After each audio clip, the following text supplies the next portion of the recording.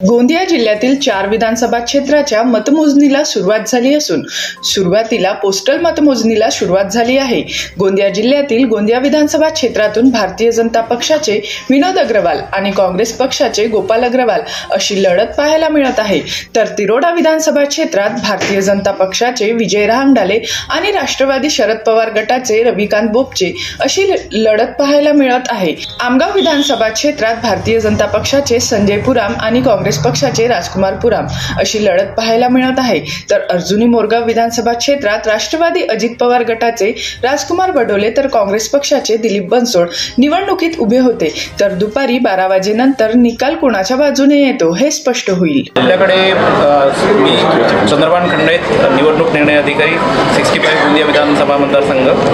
आपल्याकडे सकाळी 8 वाजता प्रत्यक्ष पोस्टल बॅलेट काउंटिंग सुरुवात झाली आहे। आपल्याकडे टोटल पोस्टल बॅलेट आले 2433, त्याच्यापैकी सेनादलातील ETPBSचे पोस्टल बॅलेट आहेत 111 आणि अदर दॅन ETPBS 2322 असे एकूण 2433 काउंटिंग सकाळी 8 वाजता सुरू झालेली आहे।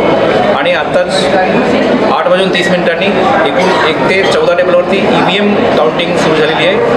त्याचप्रमाणे 1 ते 6 टेबलवरती पोस्टल बॅलेटची सुरुवातसुद्धा काउंटिंगला झालेली आहे।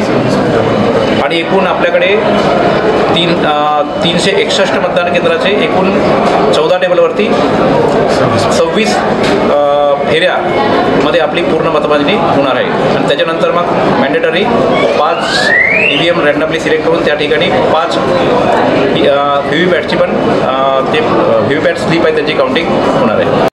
GB न्यूजचे प्रत्येक अपडेट मिळवून घेण्यासाठी तुम्ही आमच्या चॅनलला लाईक करा, सबस्क्राईब करा आणि शेअर करा। तसेच बेल आयकॉनला सुद्धा प्रेस करा। आपला जिल्हा, आपली बातमी, GB न्यूज गोंदिया।